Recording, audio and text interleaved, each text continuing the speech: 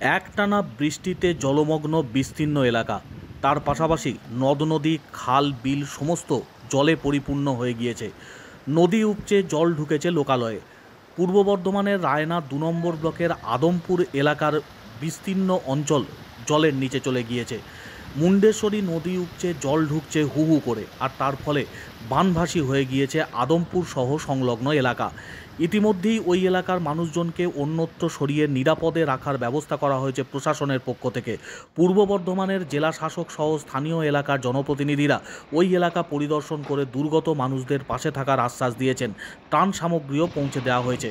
আজ ওই এলাকায় পৌঁছলেন মন্ত্রী অরূপ বিশ্বাস। মুখ্যমন্ত্রী মমতা বন্দ্যোপাধ্যায়ের তরফ থেকে পাঠানো ত্রাণ সামগ্রী পৌঁছে দেওয়া হলো আদমপুর এলাকায় জলবন্দী মানুষজনের কাছে। মুন্ডেশ্বরী নদী উপচে হু হু করে জল ঢুকেছে আদমপুরে, আর তার ফলে বিচ্ছিন্ন হয়ে গিয়েছে এই গ্রাম। দুর্ভোগে পড়েছেন এতদ অঞ্চলের বাসিন্দারা। কৃষিজীবী এলাকার মানুষজনের মাথায় হাত পড়ে গিয়েছে। চাষের জমি যেমন জলের তলায় চলে গিয়েছে, যাতায়াতের রাস্তাও জলমগ্ন।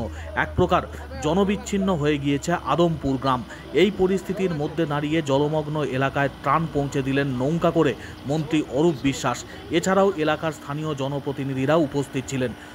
পূর্ব বর্ধমানের জেলা শাসক তিনিও উপস্থিত ছিলেন এই ত্রাণ সামগ্রী বিলির কর্মসূচিতে। মন্ত্রী ছাড়াও অন্যান্য স্থানীয় এলাকার জনপ্রতিনিধিরা উপস্থিত থেকে দুর্গত মানুষের পাশে থেকে ত্রাণ সামগ্রী পৌঁছে দিয়েছেন।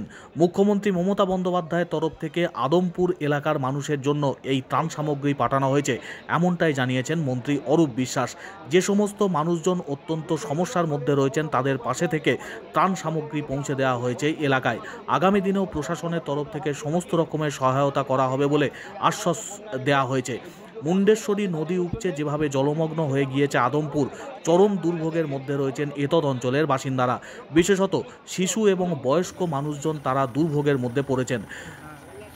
সমস্ত দিকেই নজর রয়েছে প্রশাসনের। ত্রাণ সামগ্রী পৌঁছে দিয়ে মানুষজনের খাওয়ার ব্যবস্থা যেমন করা হচ্ছে, পাশাপাশি নিরাপদ জায়গায় সরিয়ে নিয়ে যাওয়া হচ্ছে ওই এলাকার মানুষজনকে।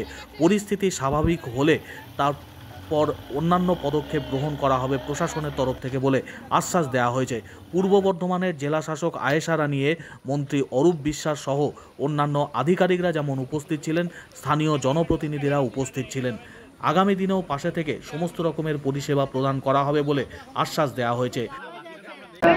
দলনেত্রী সর্বময় নেত্রী মমতা বন্দ্যোপাধ্যায়, তিনি এই মানুষগুলোর পাশে দাঁড়াবার জন্য তিনি কিছু সামগ্রী পাঠিয়েছিলেন, যেটা আমরা সাধারণ মানুষের কাছে তুলে দিলাম। বললাম এটাই আমাদের শিক্ষা, মাননীয় মুখ্যমন্ত্রী আমাদের শিখিয়েছে।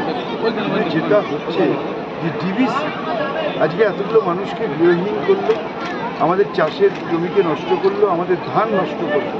আমি আপনাদের হলফ করে বলতে পারি এই মানুষগুলো বিজেপিকেও ঘর ছড়াতে, আজকে যেমন এরা গৃহহীন হয়েছে, এরা একদিন বিজেপিকে বাংলা ছড়াচ্ছে।